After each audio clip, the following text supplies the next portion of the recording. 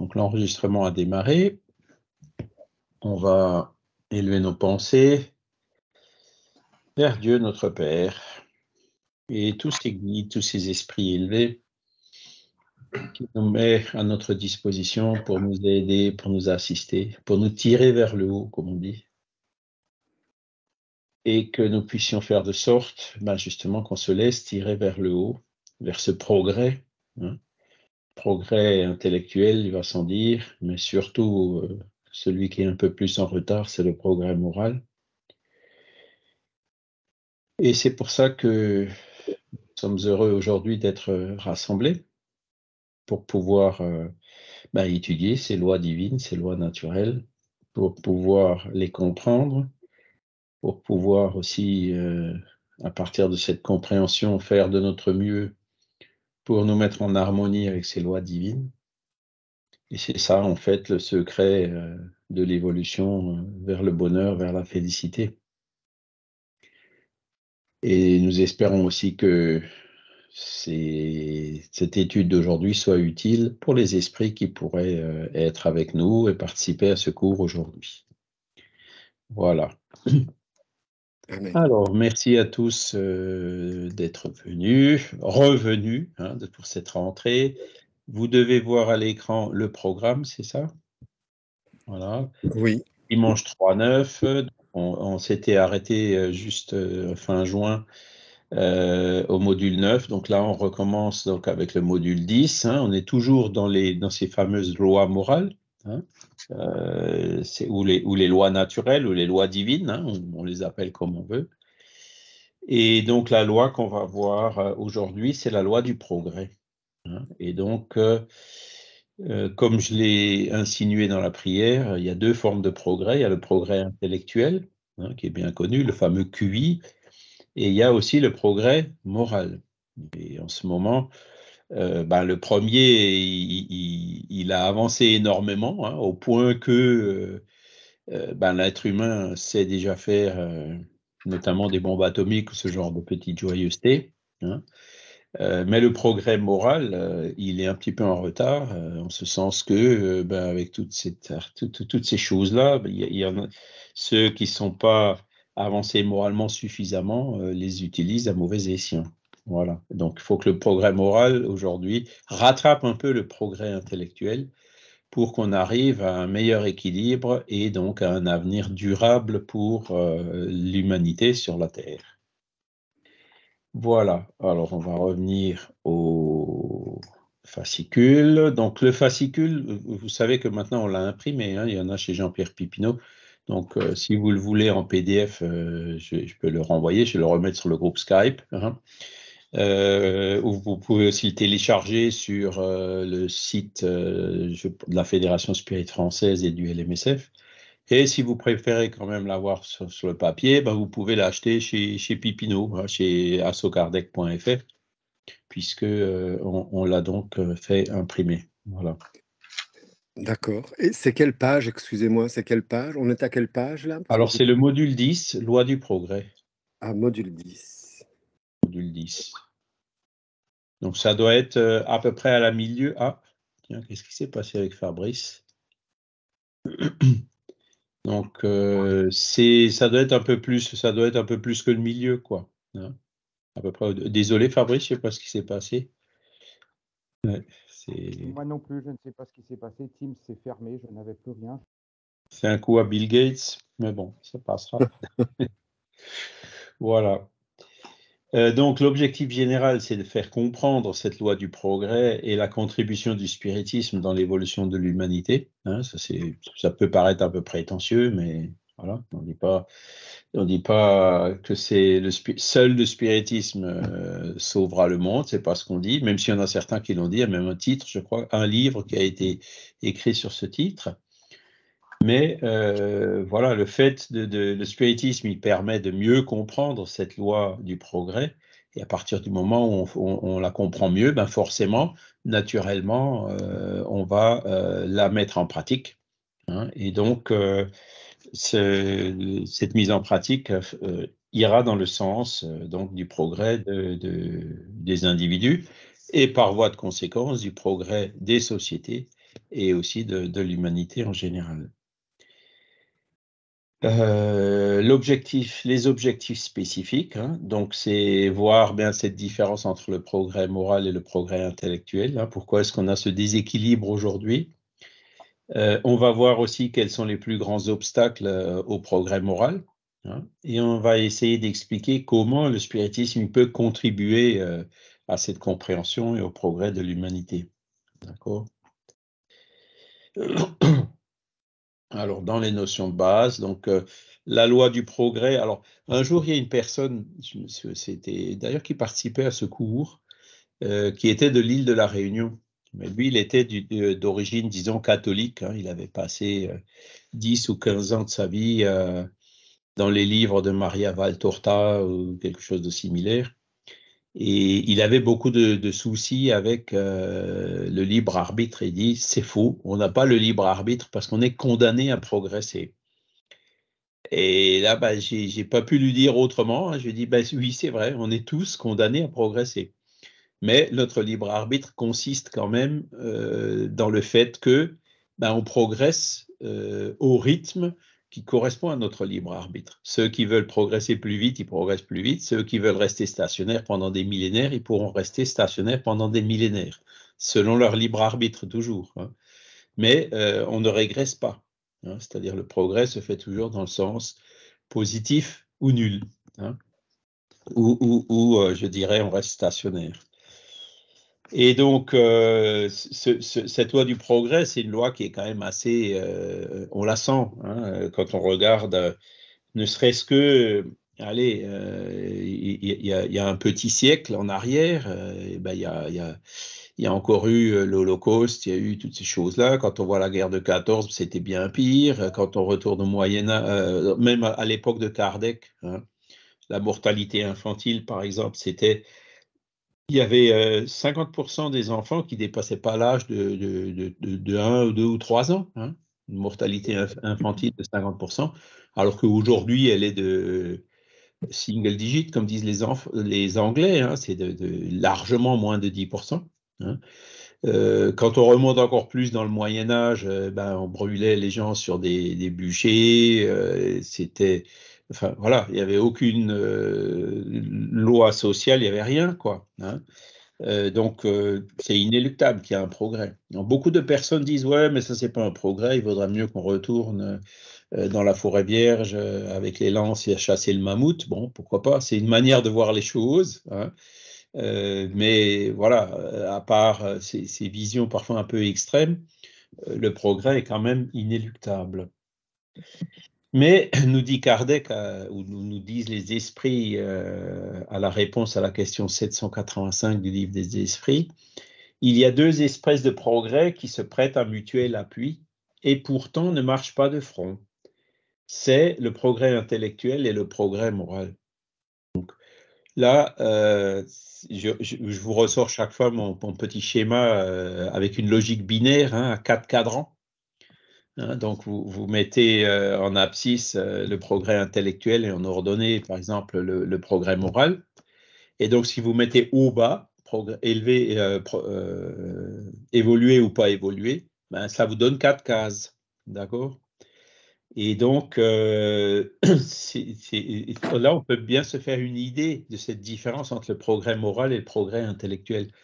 Donc, vous avez la case qui est tout en bas, c'est les esprits qui sont évolués ni intellectuellement ni moralement.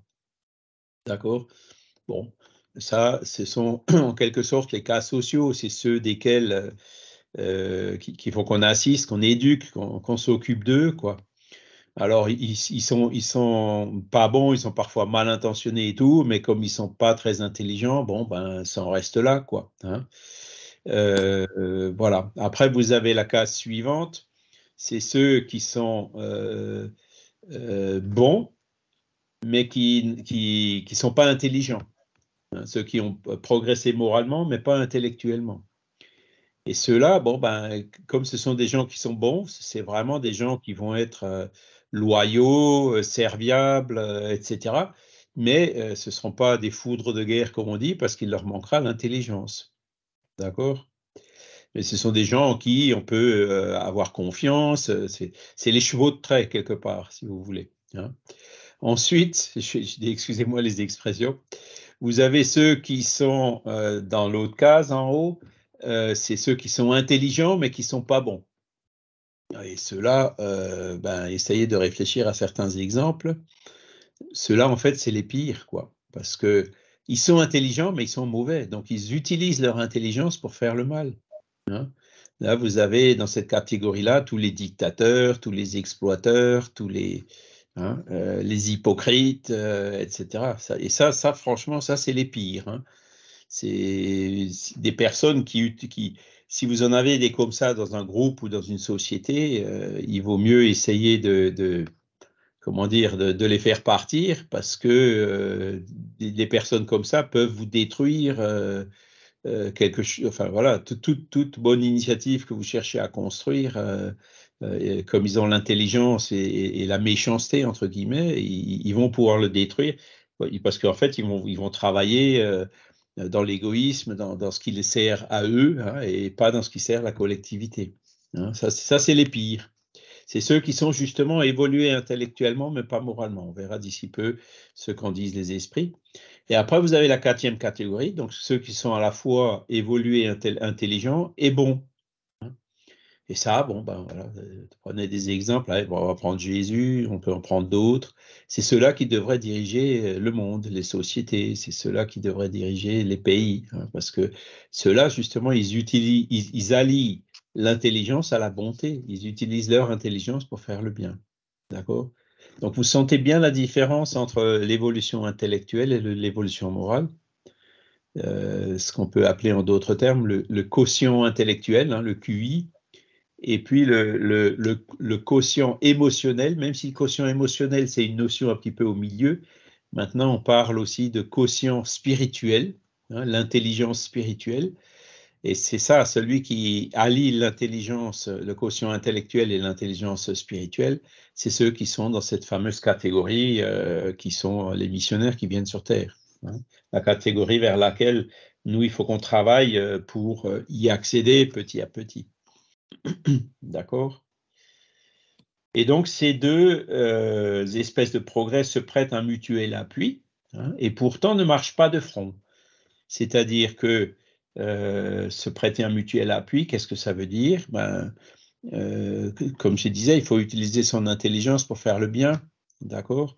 Et puis, c'est en faisant le bien qu'on arrive à développer l'éducation et à aider à la croissance de l'intelligence de l'humanité, d'accord? Mais donc, dans la question 780, Kardec, il demande, est-ce que le progrès moral suit-il toujours le progrès intellectuel? Et la réponse des esprits, elle est vraiment fondamentale, parce qu'ils disent, il en est la conséquence, mais il ne le suit pas toujours immédiatement. D'accord?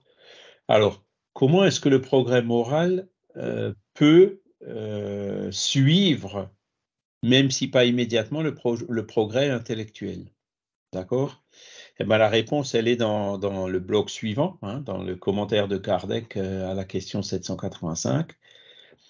Donc, par le progrès intellectuel de l'intelligence, hein, on peut comprendre le bien et le mal.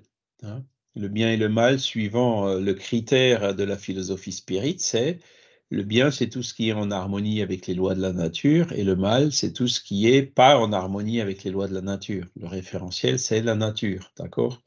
Et donc, c'est ça qu'on peut comprendre grâce à l'intelligence, d'accord?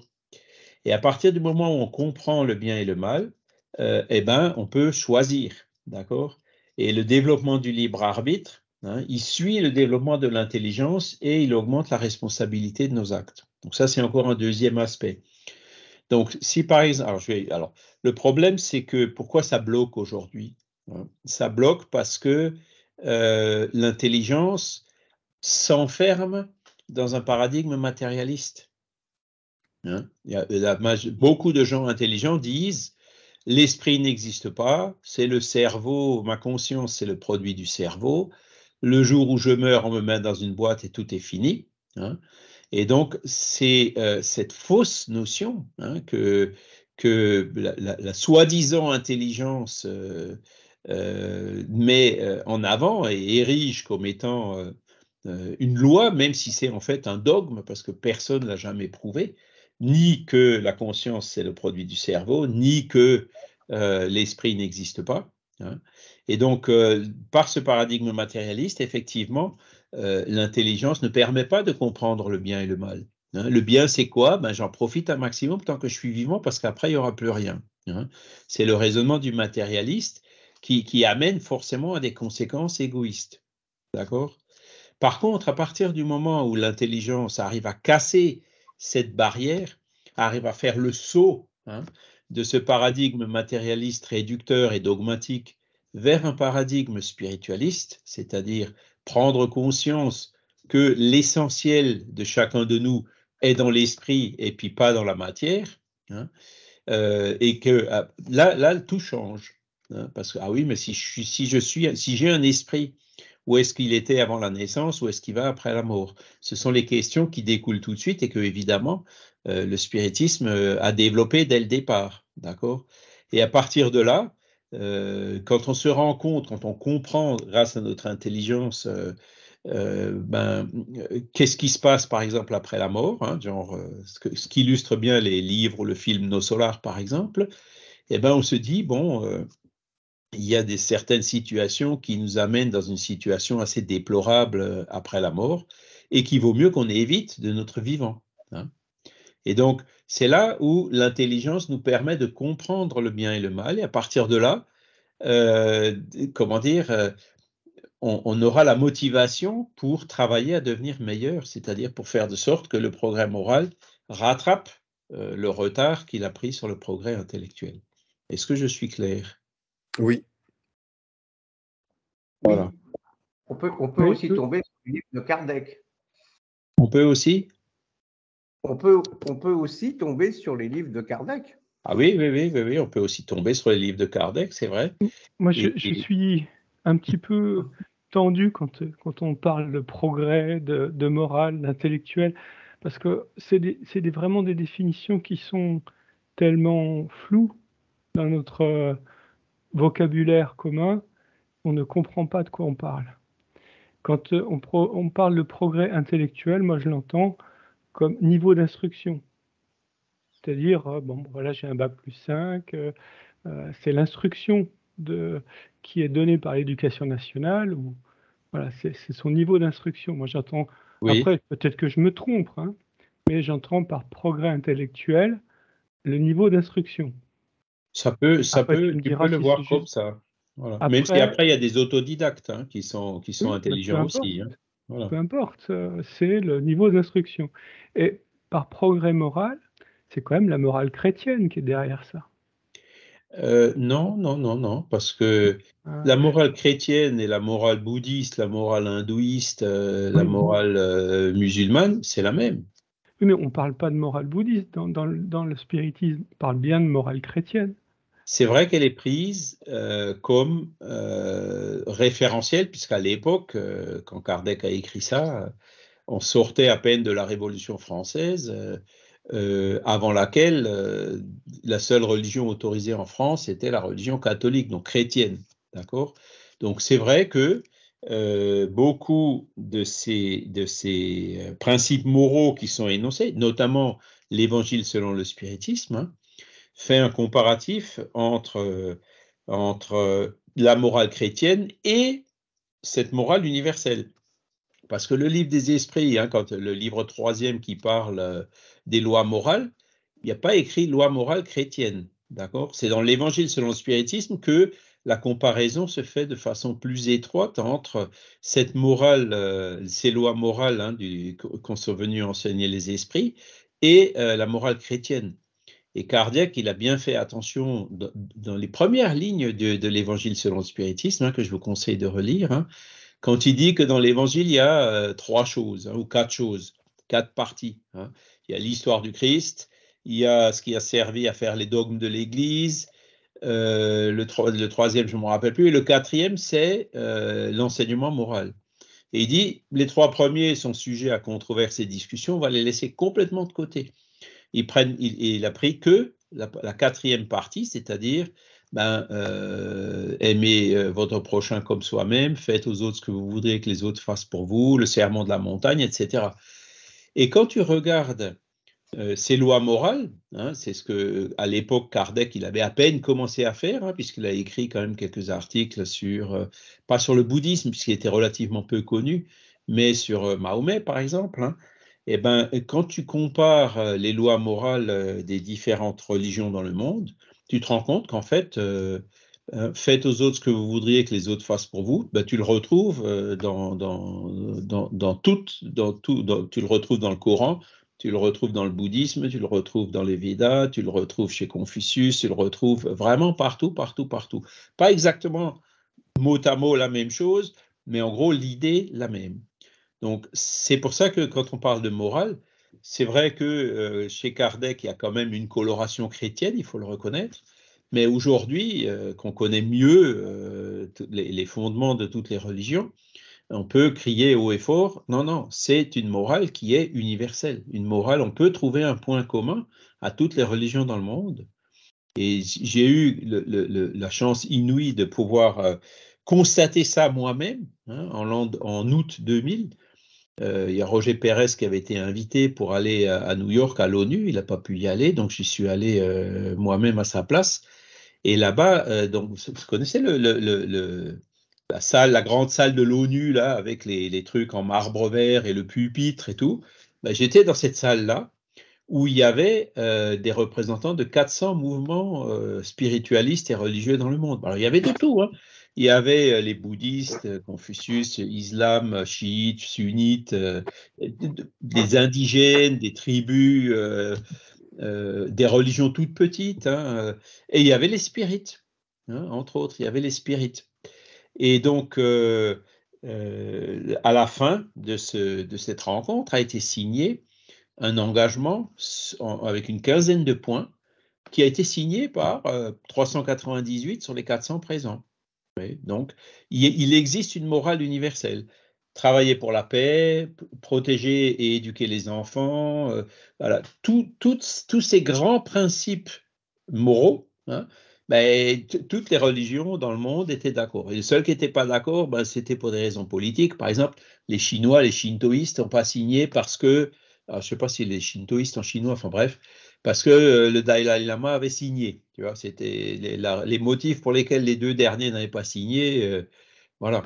Mais sinon, tous les autres, y compris les spirites, ont signé cela.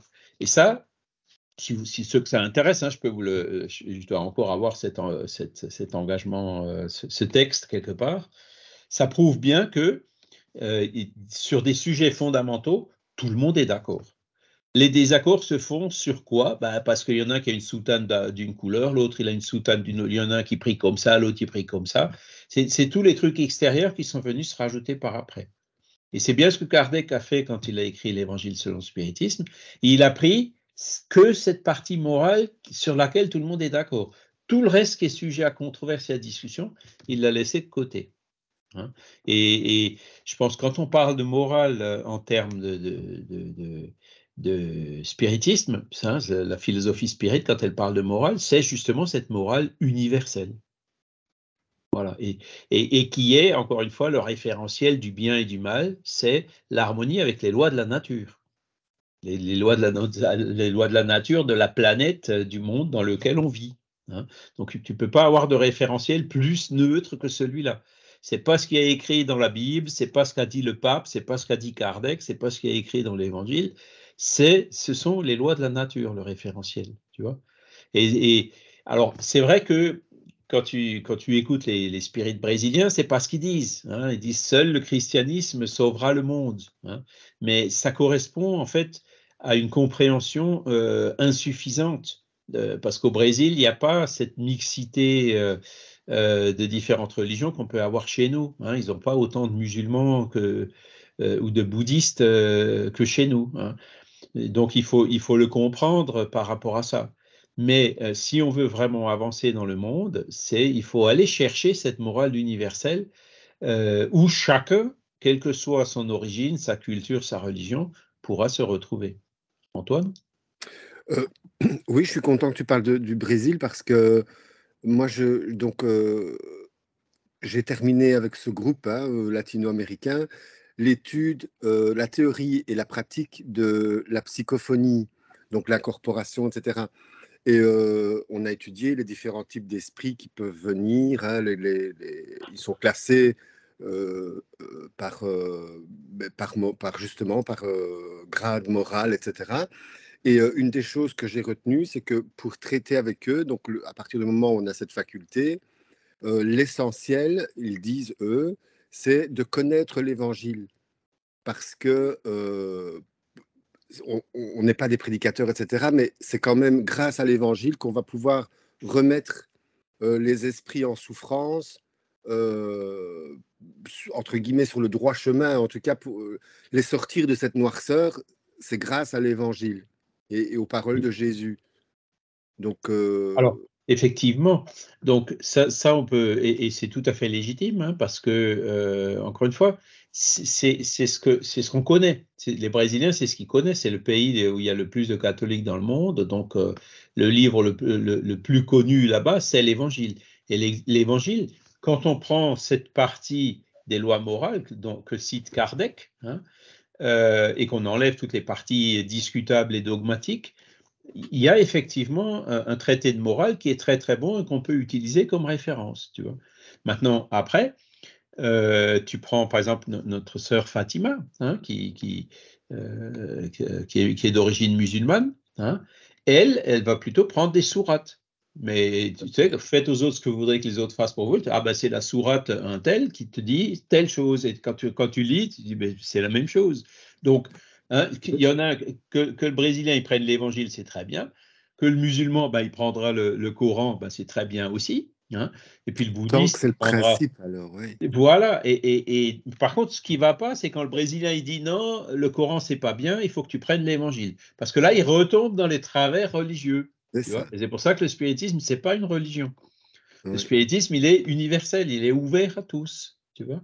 Donc qu'ils d'accord. le prennent comme un exemple, comme lui, parce que c'est ce qu'il connaît le mieux et tout, hein, parce que si tu fais ce que Jésus a dit de faire, ah ben là tu vas évoluer à la vitesse grand V. Hein. Si tu fais ce que Gandhi a dit de faire, pareil, hein, tu vas évoluer à la vitesse grand V. Hein.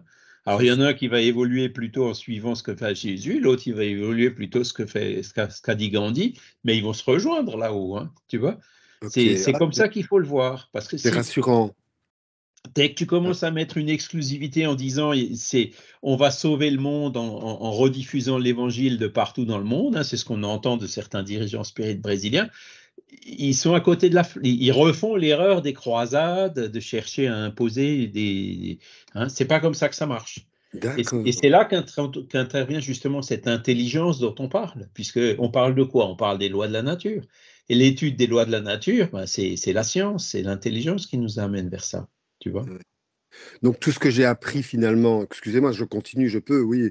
Ben Tout ce oui. que j'ai appris avec les Esséniens, donc avant de vous rencontrer, vous, ce sont des principes merveilleux. Ok, il y a les anges, mais qui sont finalement des esprits très élevés. Donc, je peux garder tous ces principes et les mettre en C'est ça. application avec le spiritisme. C'est ça. C'est-à-dire, le spiritisme, si tu parles des anges, c'est un bon exemple. Hein. Les Esséniens ou même les catholiques disent, ben, Dieu a créé des anges, il a créé des Oui, esprits parfaits ou pas. Alors, il y en a comme moi qui disent, stop, pourquoi lui, il a été créé ange et pas moi? Tu vois? Dieu, si tu es juste, je comprends pas pourquoi tu vois? Donc, j'ai quelques points qui bloquent. Tu vois? Et puis, quand tu refais le lien entre ange et esprit évolué, c'est ah bah pareil. il suffit comme le disait Vincent, de savoir mettre du sens aux mots, comprendre les notions, et puis là, tu te réconcilies avec justement l'intelligence et les lois de la nature. Tu C'est vois ce que je ça. veux dire? Et le principe moral qui en découle, lui, faites aux autres ce que vous voudriez que les autres fassent pour vous, celui-là, il restera universellement valable, hein, Ouais, ok, et éternellement valable. Les lois de la nature sont immuables. parfait. D'accord? Alors, attends, il y a le Skype qui est devenu rouge. Je vais quand même aller voir s'il n'y a pas quelqu'un qui... Ah, si, c'est Fabrice, mais il est revenu. OK. Et Claudia Euh, et Christophe ont levé la main. Ah oui. Antoine, si tu as étudié sur les Esséniens, on t'a pas dit que Jésus lui-même, il était Essénien à la base? Oui, si. Voilà, donc la réponse est là déjà. Ouais. Parce Oui, que toute les cette... Esséniens, ils avaient de très belles choses, moralement parlant. Ah Moïse aussi, regarde le Décalogue. Le Décalogue, c'est à la base de notre code civil, le code Napoléon. Tu ne tueras point, tu ne voleras point. Tous ces principes sont aujourd'hui dans les lois, tu vois. Mhm. Donc, pareil, le Décalogue, il a 3500 ans, il est toujours encore valable. Hein. Et c'est là, c'est dans ces choses-là qu'on retrouve cette morale universelle. Ouais. Et c'est ça qu'il faut promouvoir, surtout dans un pays multireligieux et multiculturel. Enfin, peut-être même pas la France. La France est quand même un peu à dominante chrétienne aussi, hein, même si c'est pas à 98% comme au Brésil. Moi, je pense que le plus grand obstacle, comme je vous l'ai dit tout à l'heure aujourd'hui, c'est pas tellement le fait d'être catholique ou musulman, puisqu'on a des catholiques, on a des musulmans, on a des bouddhistes qui sont spirites. Hein. Le problème, c'est le matérialiste, quoi. Celui qui croit pas, qui suit le dogme du fait que l'esprit n'existe pas et que la pensée, c'est une sécrétion du cerveau. C'est celui-là, vraiment, il s'enferme dans un truc dont il a beaucoup de mal à sortir. Voilà. Et c'est ceux-là, hein, quand on fait des réunions médiumniques pour aider les esprits souffrants, maintenant je suis pas mort, comment ça se fait que je suis mort et puis je vous parle, il faut voir le boulot que c'est pour arriver, et tu peux pas leur dire comme ça en face t'es mort, quoi, parce que tu lui mets une claque, quoi, tu lui donnes un choc, c'est un manque de charité. Donc il faut y aller avec des pincettes et tout pour lui faire comprendre, quoi, parce que le matérialiste, quand il arrive de l'autre côté, ben, il est perdu, il comprend pas, tu vois. Et c'est un travail énorme qu'on a par rapport à ça. D'accord? Alors, il y a un deuxième aspect là qui est assez fondamental. Le développement du libre arbitre suit le développement de l'intelligence et augmente la responsabilité des actes. Alors, ça aussi, c'est fondamental. Hein. Est-ce que notre libre arbitre, il est total? Non, on l'a vu, hein, la loi de liberté, c'était le module 9 hein, qu'on a vu juste avant les vacances. On est en société, on ne peut pas faire ce qu'on veut. Notre liberté s'arrête là où elle empiète sur celle des autres. Hein. Dès qu'on est en société, on a des droits à respecter vis-à-vis des prochains. Et on a vu aussi que la liberté, elle ne se développe qu'avec l'évolution, qu'avec le progrès, qu'avec le développement de l'intelligence. D'accord? On peut citer beaucoup d'exemples par rapport à ça. Quand on fait quelque chose qui est pas en harmonie avec les lois de la nature, quand on fait quelque chose de mal sans le savoir, hein, il nous manquait l'intelligence pour comprendre que c'était mal, hein, donc on va quand même en subir des conséquences, hein, mais on est beaucoup moins responsable de l'avoir fait. Pourquoi? Parce qu'on ne savait pas. Hein. Vous voyez ce que je veux dire? Je prends l'exemple de la Oui. cigarette. Hein. Quand j'étais jeune, tout le monde fumait parce que c'était bien de fumer, on voyait, hein, bon, etc. Les gens ne savaient pas que c'était mauvais pour la santé. Ils ont attrapé le cancer. Hein.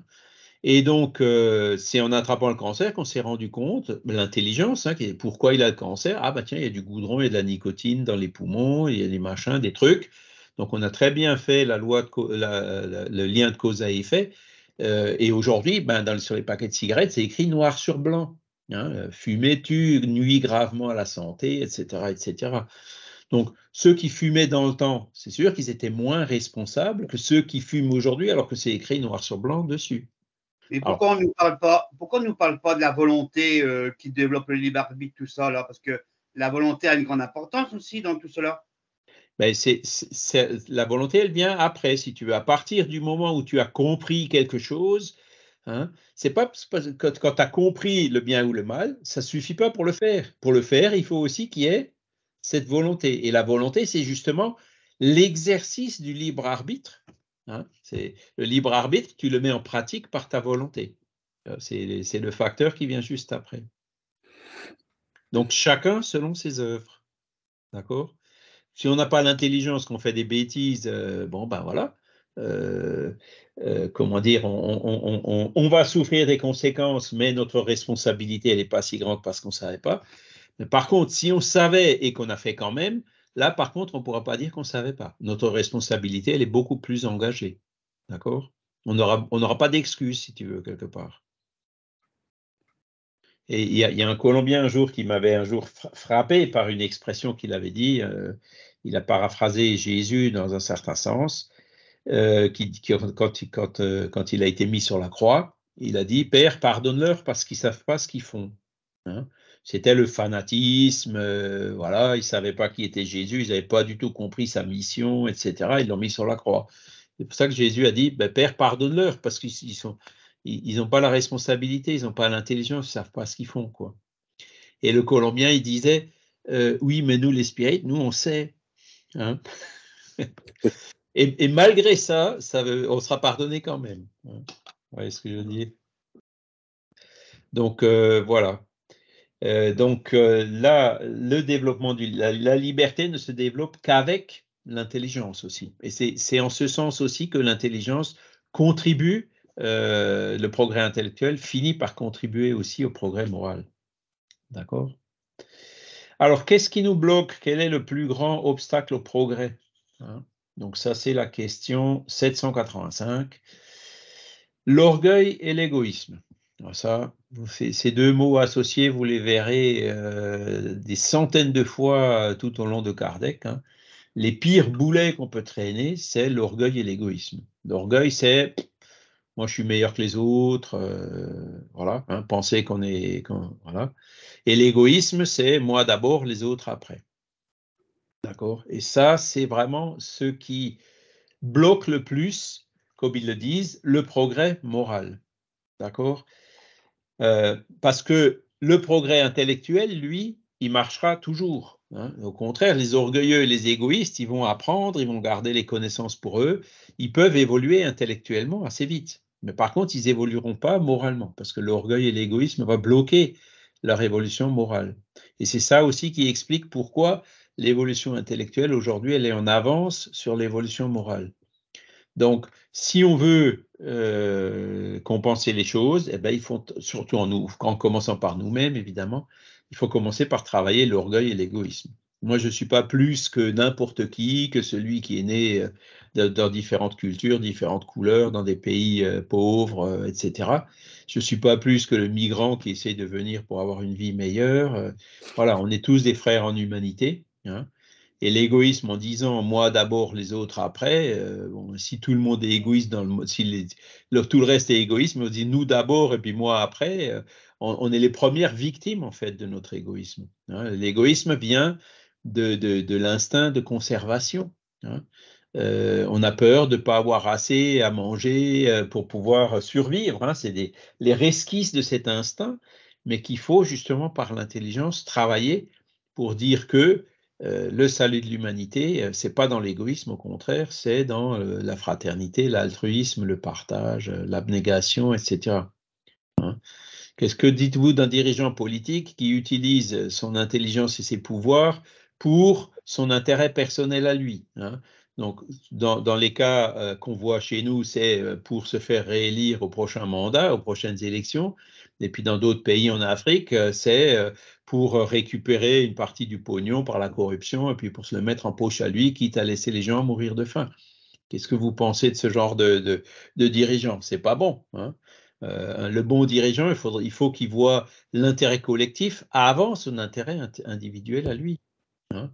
Il faut qu'il ait cette abnégation, hein, l'intérêt collectif d'abord avant mon intérêt intellectuel, individuel. Et ça, vous le voyez. On en est loin. Hein. Ouais, on en est très loin. On en est loin, on le voit partout.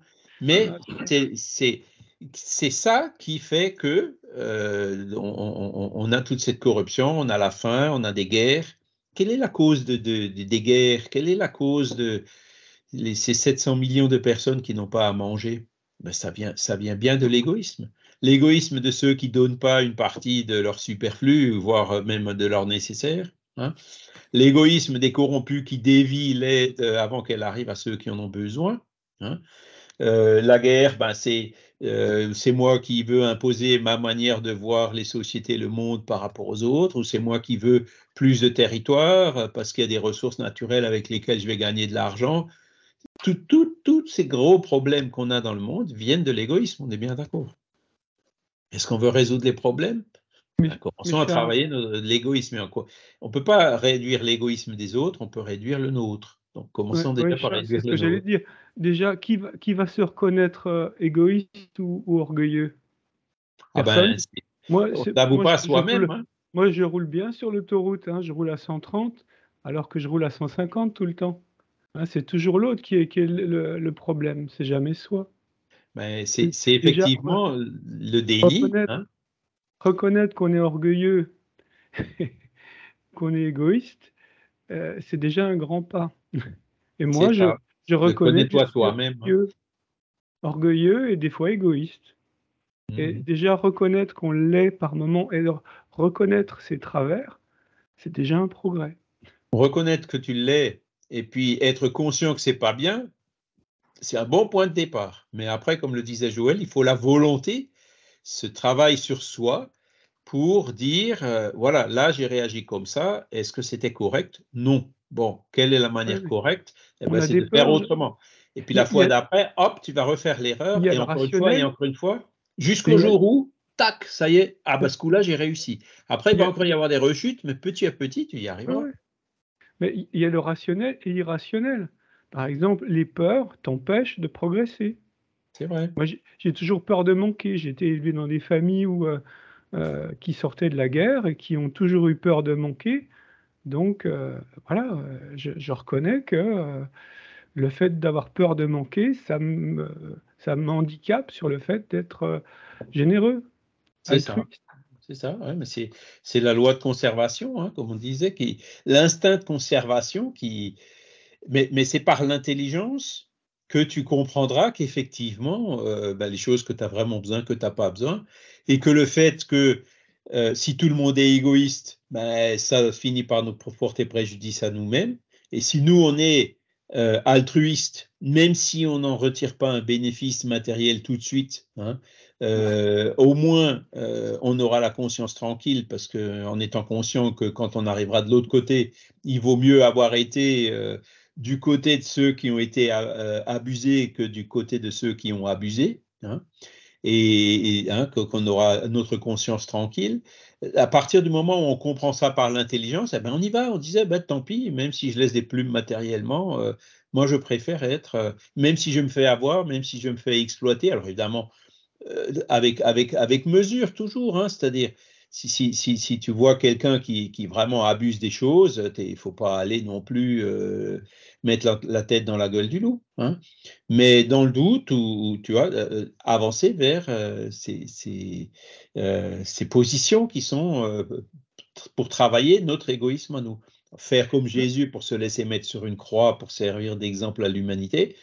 Pour l'an zéro du calendrier, c'était quand même Jésus. Il a quand même marqué son temps, c'est le moins qu'on puisse dire.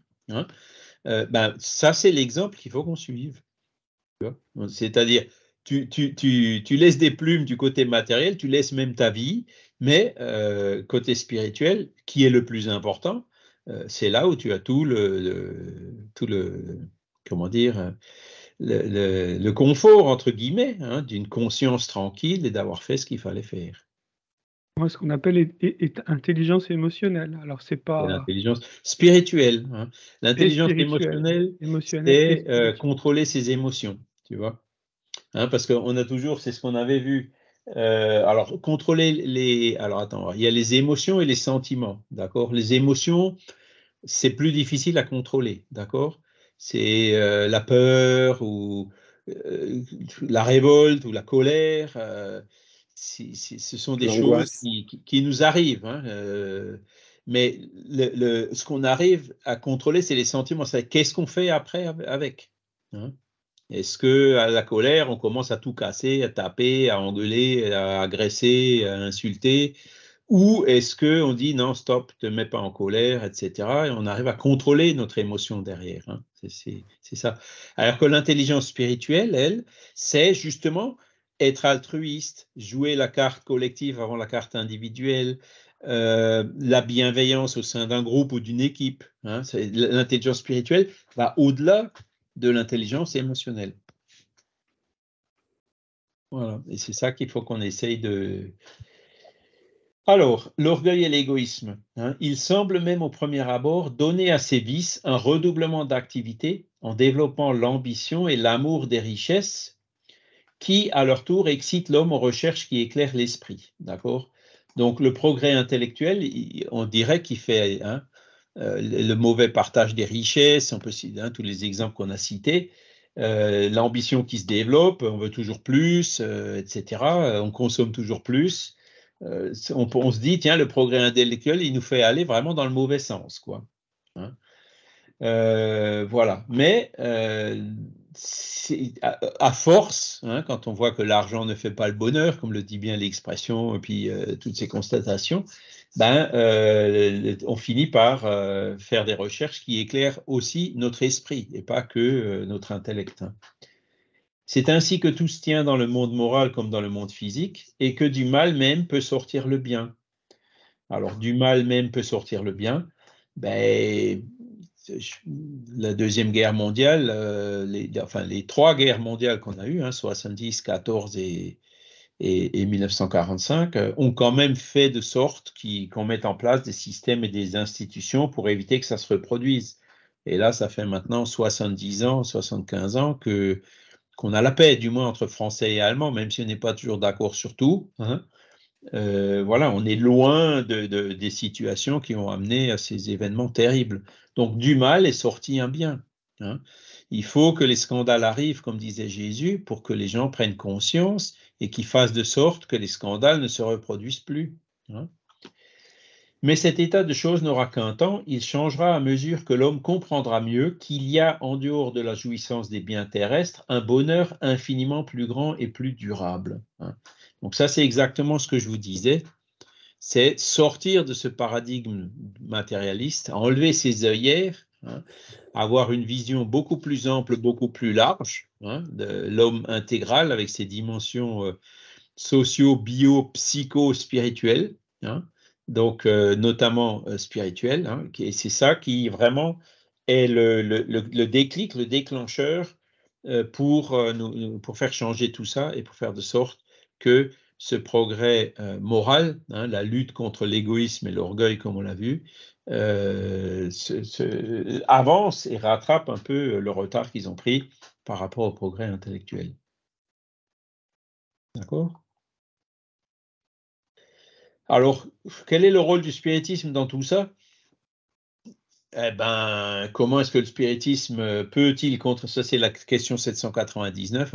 J'adore, je la cite très souvent dans les conférences et autres. De quelle manière le spiritisme peut-il contribuer au progrès ? Réponse, en détruisant le matérialisme qui est une des plaies de la société. Il fait comprendre aux hommes où est leur véritable intérêt. La vie future n'étant plus voilée par le doute, l'homme comprendra mieux qu'il peut assurer son avenir par le présent. En détruisant les préjugés de sectes, de castes et de couleurs, il apprend aux hommes la grande solidarité qui doit les unir comme des frères. Voilà, c'est court, c'est synthétisé. Où est notre véritable intérêt ? Est-ce qu'il est dans les choses matérielles qu'on va laisser ici le jour où on se désincarnera, où on partira de l'autre côté ? On n'emmène rien de matériel, ça on en est sûr. Il y a deux choses lesquelles on est sûr, 100% de probabilité, comme je dis toujours. Un jour, on va mourir, tôt ou tard. Je connais personne qui est à l'état incarné immortel. Un jour, on va laisser ce corps. Et quand on quitte, quand on meurt, le compte en banque, la voiture, la maison, c'est distribué entre les héritiers, etc. Ils en font ce qu'ils en veulent. Ils veulent le gaspiller, ils veulent le détruire, ils veulent... on n'a plus rien à dire là-dessus. On peut peut-être même les persécuter spirituellement, les obséder pour machin, mais bon, ils en feront ce qu'ils voudront. Nous, on ne sera plus là. Notre corps matériel, pareil, on l'a emprunté à la nature, on le rend à la nature. Donc ça, on en est sûr. Donc, ce qu'on garde vraiment de nous-mêmes, qu'est-ce que c'est ? C'est notre esprit. Donc, c'est quoi le plus important en nous aujourd'hui, même quand on est incarné ? C'est vrai qu'il y a la pyramide de Maslow, il faut qu'on mange, il faut qu'on ait un toit, il faut que ci, il faut que ça. Il y a des nécessités de base, et d'ailleurs c'est pour ça qu'on se réincarne, pour travailler, c'est en travaillant qu'on évolue, etc., dans cette loi du progrès. Mais le plus important en nous, c'est pas les choses qu'on va laisser ici, c'est les choses qu'on emmène. Et les choses qu'on emmène, ben, c'est notre conscience, bonne ou mauvaise. C'est nos acquis intellectuels, hein, ce qu'on aura appris, ben, on le gardera, et les qualités morales. Hein. Si on a réussi à travailler l'égoïsme et l'orgueil, ben ça, ce genre de choses, on l'emmène avec nous, avec notre esprit. D'accord. Donc, où est le plus important en nous-mêmes? C'est quoi le plus important? Hein? Et c'est là où on se rend compte que l'égoïsme et l'orgueil, en fait, on se donne soi-même un coup de pied au derrière. Hein? C'est pour ça qu'il faut se détacher des liens matériels. Parce que tu as les esprits qui sont désincarnés, ils souffrent déjà qu'ils ont laissé leur voiture, comme tu dis, leur maison, leur bien, quoi. Voilà, ils n'arrivent pas à se détacher. Hein. Ouais, c'est ça. Et alors, tant qu'on est dans la matière, hein, on les utilise. Hein. Moi, j'ai aussi une voiture, j'ai une maison, je ne veux pas de luxe, mais un petit peu de confort, il en faut. Il faut une pièce où tu peux t'asseoir avec une lumière, un peu d'éclairage naturel, un ordinateur. Il nous faut des choses matérielles, d'accord, qui nous servent à travailler. Hein, c'est pas condamner la richesse ou condamner la matière, pas du tout. Mais si demain, ou même dans 5 minutes, il y a quelque chose qui pète là-dedans ou là-dedans, eh ben, c'est fini, je suis parti de l'autre côté. Et donc là, il faudra, en 5 minutes, hein, dire, bon, ben ok, tout ça, ça reste mes héritiers, le gamin, mon épouse, ils en feront ce qu'ils voudront. Hein. Et il faut toujours être prêt à ça. Alors, c'est sûr, quand je dis ça, des fois, ouais, mais comment on va faire? Hein, bon, parce qu'on est quand même solidaire aussi au niveau des familles et tout ça, hein, même au niveau des groupes, il y a toujours, on s'occupe d'un certain nombre de choses et quand quelqu'un s'en va comme ça, ben, ça fait toujours un manque, hein, c'est sûr. Mais il y a un autre adage qui dit que des indispensables, il y en a plein les cimetières. Hein. Donc voilà, et il faut se préparer à l'avance, hein, faire de sorte que voilà, les choses soient organisées pour que ça se passe le mieux possible. Toujours être prêt à partir, quoi. Hein, parce que l'essentiel, il n'est pas là, il est de l'autre côté. L'essentiel, c'est notre esprit, c'est ce qu'on garde. Hein. Et donc là, il continue en disant la vie future n'étant plus voilée par le doute. Alors, regardez, par exemple, le ciel et l'enfer, deuxième partie. Hein. Les esprits qui sont dans une bonne situation, ceux qui sont dans une situation moyenne ou ceux qui sont vraiment dans une situation mauvaise après la mort, ben, ça nous donne des exemples de qu'est-ce qu'il faut faire et qu'est-ce qu'il ne faut pas faire si on veut être dans une bonne situation ou éviter les mauvaises situations le jour après le passage, quoi, quand on retourne de l'autre côté. Hein. L'homme comprendra mieux qu'il peut assurer son avenir par le présent. Donc, le passé, c'est le passé, il est là, on a fait des conneries, hein, on ne peut pas retourner en arrière et puis faire de sorte qu'on ne fasse plus la connerie. La connerie, on l'a faite, d'accord? Donc, se lamenter sur le passé, ça ne sert à rien. Par contre, aujourd'hui, hein, ce qu'on fait aujourd'hui, c'est ça qui va construire ce qu'on sera demain. Hein.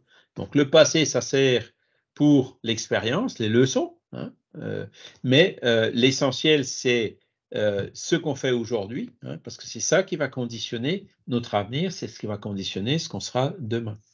D'accord? En détruisant les préjugés de secte, de caste et de couleur, on parlait du christianisme. Hein, aujourd'hui, on est né dans un pays chrétien, demain, on peut très bien naître dans un pays hindou, bouddhiste ou musulman. D'accord? Nous, on peut renaître par la réincarnation. De caste et de couleur. Hein, aujourd'hui, on est blanc, demain, on peut très bien être noir, jaune, ou voilà. Hein, c'est-à-dire, ce sont les mêmes esprits qui peuplent nous-mêmes, hein, qui pouvons revenir. Hein. Aujourd'hui, je donne un autre exemple. Aujourd'hui, on met du CO2 dans l'atmosphère, il y a le réchauffement climatique et tout. D'ici la fin du siècle, on peut monter, si on ne fait rien, de 4 degrés. Et si on monte de 4 degrés, ben voilà, il y a l'océan qui augmente, il y a des régions entières du monde qui seront plus vivables et tout. Qui c'est qui va revenir pour vivre dans ce monde-là? C'est nous. Hein, on dit c'est pour nos enfants, nos petits-enfants, mais non, non, non, c'est aussi pour nous. D'accord? Donc, est-ce qu'il y a quelque chose de plus motivant que ça, de dire, bon, ben, il faut que j'agisse maintenant pour arrêter les conneries, quoi, pour arrêter les abus. D'accord? Et tout ça, c'est des choses qu'on comprend grâce au spiritisme. Donc, que le spiritisme, moi, il m'a aidé à changer. Je ne sais pas vous, mais quand je n'étais pas encore spirit, bon, il y a des choses que je faisais. Aujourd'hui, je ne les fais plus.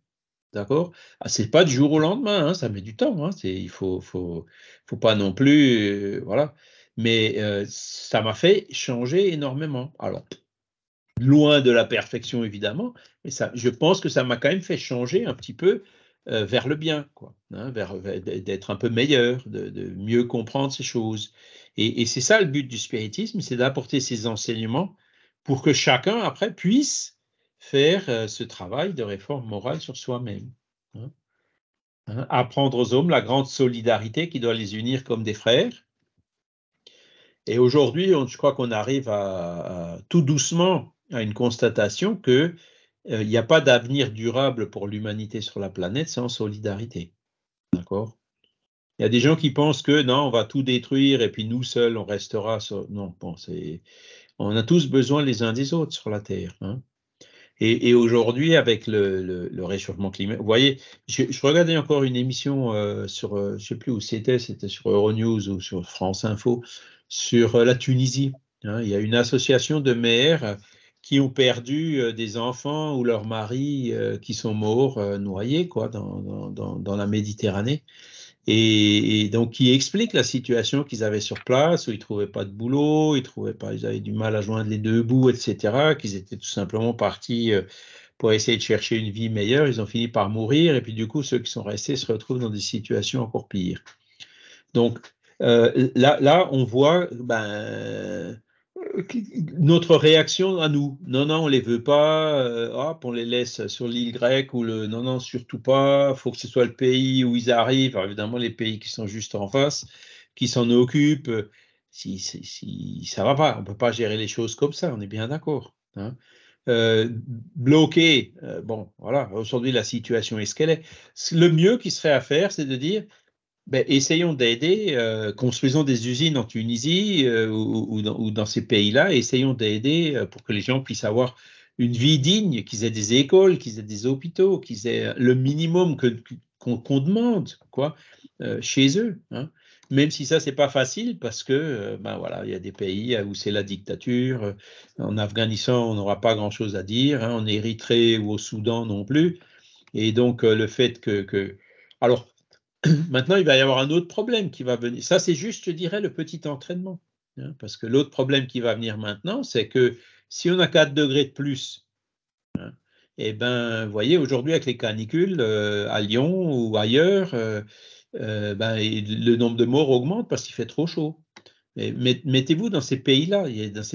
Dans les pays, toute la bande équatoriale, il y aura la majeure partie de l'année des températures que l'être humain ne peut plus supporter. Et donc, dans ces pays-là, il y a aujourd'hui, je crois, 1 ou 2 milliards d'habitants. Et donc, ces 1 ou 2 milliards d'habitants, soit ils auront la clim, donc l'air conditionné, ça consomme de l'électricité, ça fait du CO2, ça empire la chose, quoi. Soit, ils vont être obligés d'émigrer un peu plus vers le nord, dans des climats un peu plus froids. Donc là, on parle de quelques dizaines de milliers d'Afghans, de Syriens, de Tunisiens ou autres, alors que très bientôt, c'est une question de décennies, on parlera de milliards de personnes qui vont vouloir bouger. Comment est-ce que ça va se passer? Avec l'égoïsme, ça se passera mal. Il va y avoir des carnages, les gens vont être bloqués sur place et mourir. Par contre, avec un petit peu de solidarité et de fraternité, en se disant, voilà, moi j'ai une famille de 6 personnes, il faudrait que j'en accueille 1 ou 2 de plus, c'est tout à fait faisable quand on réfléchit un peu. Donc si on le veut, c'est une question de volonté, on pourra très facilement le faire. Donc, comment dire, le seul avenir durable de l'humanité, c'est la fraternité, c'est l'altruisme, c'est cette évolution morale à laquelle soit on prend ce chemin-là, soit, si ça se trouve, il va bientôt falloir qu'on trouve une autre planète pour se réincarner, pour continuer à évoluer. Vous voyez ce que je veux dire? Bon, j'ai peut-être une vision un peu, comment dire, extrême de la chose, mais bon, il faut bien montrer les extrêmes pour pouvoir comprendre. Alors, évidemment, la vérité sera quelque part au milieu, mais c'est ça qui nous fait comprendre. Je vais essayer d'être un peu plus concret. Tu vois, dans nos régions, il y avait des usines qui fabriquaient du textile. Oui. très loin de chez moi, il y avait une usine qui fabriquait du textile. J'habitais à Longwy, il y avait des usines qui fabriquaient des t-shirts Lacoste avec le crocodile. Il y avait même un marché noir, hein. Et on récupérait le t-shirt, on rajoutait le petit crocodile pour dire j'ai un Lacoste, quoi. Mhm. Et j'ai été au Cambodge cette année et pendant un mois, et j'ai vu des usines où des milliers de femmes, parce qu'il n'y avait que des femmes, payées à 60 centimes de l'heure, fabriquaient nos t-shirts. Les femmes qui les faisaient avant à Longwy où j'habitais, ben, elles sont maintenant au Cambodge. Elles gagnent 150 € par mois. Hein, il n'y a Ouais. pas de retraite, il n'y a pas de sécurité sociale, il n'y a rien, il n'y a aucune. Et encore, les usines qui les emploient trouvent qu'elles sont trop payées.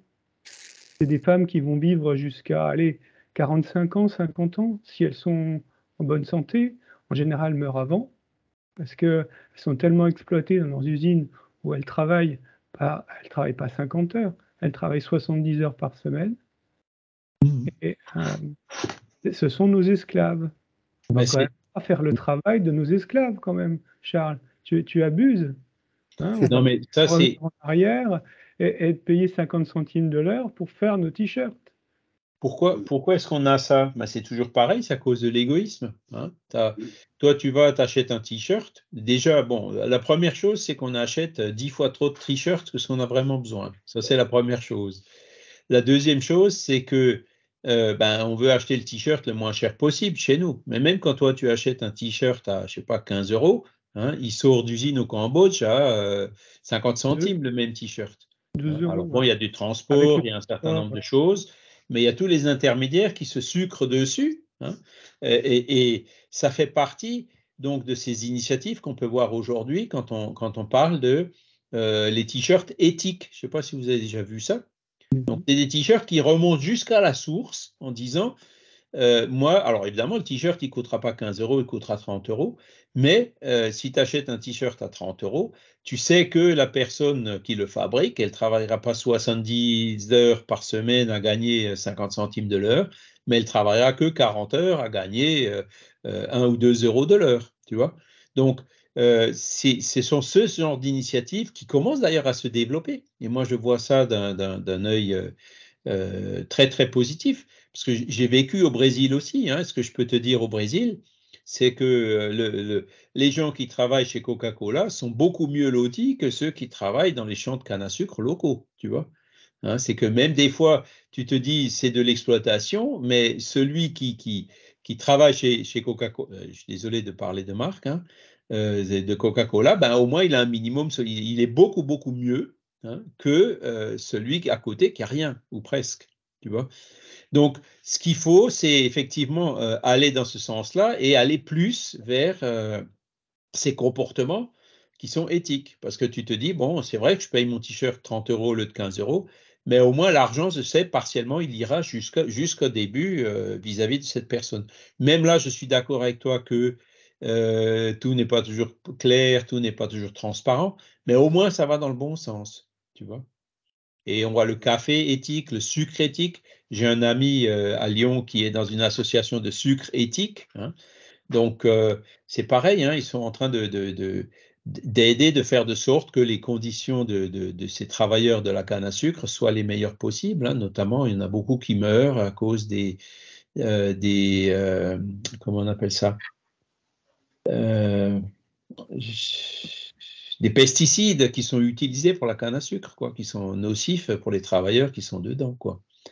Et donc, après, quand tu as devant toi de dire, ben, là j'ai un sucre éthique et là j'ai un sucre qui n'est pas éthique, après c'est le choix de chacun de dire, voilà, ben, je vais contribuer quand même alors évidemment, on met un peu la main au porte-monnaie, mais on n'a rien sans rien. Hein. Si on veut partager, on est bien obligé de mettre la main au porte-monnaie, on est bien d'accord, hein, pour multiplier ces Comme initiatives info, qui vont dans le bon sens. pour ceux qui voudraient acheter éthique, il y a Oxfam qui vend du Oui, sucre justement éthique. Hein. Ils vendent quelques produits pour lesquels les gens sont payés. Il y a aussi une entreprise qui s'appelle Ecoidée en Alsace qui vend des produits. Il crée des coopératives dans les pays du tiers-monde pour que les gens soient payés correctement. Et ils vendent, alors c'est plus cher, hein, c'est clair, c'est Ouais, bah oui. des produits qui sont plus chers, mais c'est des produits qui sont meilleurs. On sent qu'il y a une âme dans le produit, c'est bête à dire, mais quand on mange ces produits, il y a une âme dedans, il y a une volonté. Voilà. Et puis c'est un moyen, hein, de travailler contre cet égoïsme en disant je mets la main à la poche pour aider. Hein. C'est un moyen, c'est pas le seul. Évidemment, l'égoïsme, ça commence dans le quotidien autour de nous, hein, dans la famille ou dans le travail ou ailleurs. Hein. Mais toutes ces attitudes éthiques durables sont effectivement des initiatives qui vont dans ce bon sens, de travailler contre l'égoïsme et puis d'essayer d'améliorer les conditions de vie dans ces pays-là. Mais bon, ce que je parlais tout à l'heure, c'est un point de vue purement climatique. D'accord? 5 degrés, 4 degrés de plus dans tous ces pays de la bande équatoriale, l'être humain ne survit plus. Ou alors, il faut que tu sois la clim chez toi, la clim dans la voiture, la clim dans les magasins, et ça, c'est pas possible. Charles, moi j'ai vu des gens par 37 degrés mettre une écharpe, hein. Une Oui, mais écharpe de laine, hein, tu sais, 50 avec à peu degrés, près moi j'ai déjà 10% connu aussi d'humidité. j'ai connu le 50 degrés Moi aussi. comment dire, quand j'étais à Dubaï ou à Riyad ou à Jeddah, hein. Mais 50 degrés avec 10% d'humidité, c'est tout à fait supportable. Hein. Et puis celui qui met une écharpe en laine, hein, pour avoir au Qatar, j'étais une fois au Qatar aussi, un Qatari, et donc on discutait avec lui parce que tu sais, eux, ils utilisent leur. Et puis le grand. Alors, il me dit, tu sais, on l'utilise pourquoi? Parce que c'est confortable, parce que ça te tient frais, parce que la couleur blanche protège réfléchit les rayons du soleil. Il y a parfois, tu sais, il vaut mieux mettre une écharpe en laine blanche, hein, tu auras moins chaud que en mettant rien, quoi, avec le soleil qui vient directement sur ta peau. Mais après, bon, on apprend Oui, beaucoup avec les coutumes locales par rapport à ça. Mais oui, il y a quand même des limites. Hein. Quand recouvert. il fait, par exemple, 31 degrés de bulbe humide, tu transpires, la température du corps augmente, quel que soit ce que tu mets, tu peux plus rien faire. Tu vois, la température, il fait tout simplement trop chaud pour vivre. Et puis la température augmente et là, on meurt en fait assez vite. Hein. Et on le voit aujourd'hui, hein, les personnes âgées, évidemment, qui sont les plus fragiles, qui meurent quand il y a des canicules. Hein. Aujourd'hui, il y en a des canicules, ben voilà, il y a 10 morts, 15 morts. Dans 10 ans, ben, il y aura 100 morts, 200 morts. Et puis dans 30 ans, ben, il y aura 10 000 morts, 20 000 morts. Hein. C'est comme ça que ça va avancer, le truc. Ça permettra de réguler les quantités de population. Faut être positif. Ouais, mais bon, après, avec l'intelligence, on se dit, celui qui est en train de mourir là où il fait trop chaud, tu ne pourras pas l'empêcher de venir là où il fait un peu moins chaud, tu vois. Donc ça, forcément, on sera confronté à ça.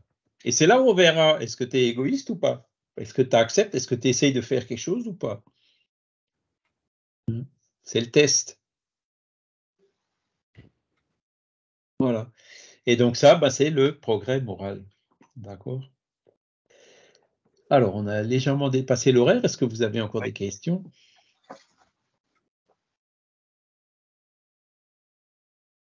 Non. Est-ce que ça vous paraît clair? Donc, le spiritisme n'a aucune prétention là-dedans. Hein. Il enseigne, et après, ben, chacun fait ce qu'il veut avec. Hein. Il force personne à faire quoi que ce soit. Il encourage, mais il force pas. Il laisse la liberté à chacun. Et il dit, voilà, si vous voulez aller vers le bonheur, voilà le chemin qu'il faut s'efforcer de prendre. Libre à vous de le prendre ou pas et à votre rythme.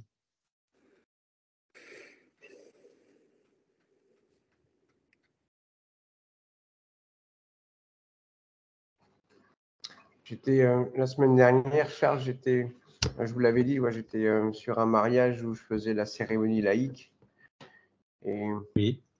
Et à table, ça n'a pas loupé. J'étais invité à une table, c'est la table des parents d'ailleurs, donc des gens assez âgés quand même. Et bien évidemment, la discussion est tout de suite arrivée sur les esprits, sur Dieu. Et il y a encore beaucoup de progrès à faire, mais je remercie quand même tous ces enseignements qu'on peut recevoir parce que ça m'a permis quand même d'apporter de l'eau à mon moulin en étant tout à fait logique. Et tout de suite, j'ai entendu la réflexion qu'on entend systématiquement, c'est si Dieu il existait, il n'y aurait pas toutes ces guerres, il n'y aurait pas tous ces massacres. Donc, bien évidemment, j'ai répondu, parce que vous pensez que c'est Dieu qui fait les massacres ou c'est l'homme? Et à chaque fois, quand je donne une réponse, il y avait un blanc, mais pas possible. Ben oui. Et je leur ai cité justement ce que tu disais tout à l'heure, le décalogue, en leur disant que Dieu s'est exprimé à travers Moïse, en disant ne serait-ce déjà tu ne tueras point. Donc il y a 3500 ans, on nous demandait déjà de ne pas tuer. Et aujourd'hui, on continue. Donc l'erreur, la faute, au contraire, n'est pas Dieu, puisqu'il nous a donné le mode d'emploi il y a déjà 3500 ans. Et du coup, il n'arrivait pas à répondre. Et je sais pas, ça a duré peut-être 10-15 minutes, la discussion. Au bout de 15 minutes, ils m'ont demandé d'arrêter de parler. On est dans un mariage, hein, hein, Oui, il y a une dame à faire. Oh, ça suffit, ça suffit, comme ça, hein, comme ça. Il faut comprendre, hein, parce que c'est là où il faut pas non plus, si tu veux, quand tu as quelqu'un qui est dans le noir, faut pas lui mettre un projecteur sur les yeux, hein, tu vas l'éblouir. Tu vois ce que je veux dire? Attention, tu vas te faire crucifier si tu continues. Hein. Si tu continues, tu vas te faire crucifier, fais gaffe. Je suis dans la piscine, c'est pas grave. Il faut quand même que tu continues à faire ton travail d'animer des mariages. Hein. Donc, il faut semer à dose homéopathique, tu vois. C'est là où il ne faut pas tomber dans l'erreur d'en mettre trop d'un coup, parce que tu mets un projecteur dans leurs yeux et puis ils sont complètement éblouis, tu vois. Donc, ils auront forcément une réaction de blocage. Mais j'utilise juste la logique, donc en fait, à chaque fois, il n'avait plus d'argument, en fait. Donc, Bah oui. Forcément, donc ça énerve. Voilà, donc, ouais, puis si tu veux, ce sont les choses que tu entends à longueur de journée sur les BFM TV ou ailleurs, quoi. Donc, il faut comprendre les gens, hein, pour sortir de là, ça va leur demander un peu de travail. Et c'est ceux-là qui, le jour où ils meurent, je suis où, quoi, quand, comment, comment ça se fait, pourquoi, maintenant je suis pas mort, etc., quoi. Mais c'est sûr qu'il faut essayer de prévenir un maximum. Hein. On est quand même dans une société de culture de la haine. Il faut quand même le dire. Hein. On est quand même dans une société matérialiste d'une culture de la haine de l'autre. Hein. L'autre, c'est celui qui empêche de tourner en rond. Hein. C'était comment Sartre qui disait, je sais plus quoi. En fait, c'est les autres qui empêchent de tourner en rond, quoi. Ouais, alors il y a, vous savez, c'est ce que j'utilise de temps en temps. C'est quand on fait une bêtise, il faut prendre le RER. Ça vous rappelle, hein, je pense. Hein, c'est le repentir, l'expiation et la réparation. D'accord?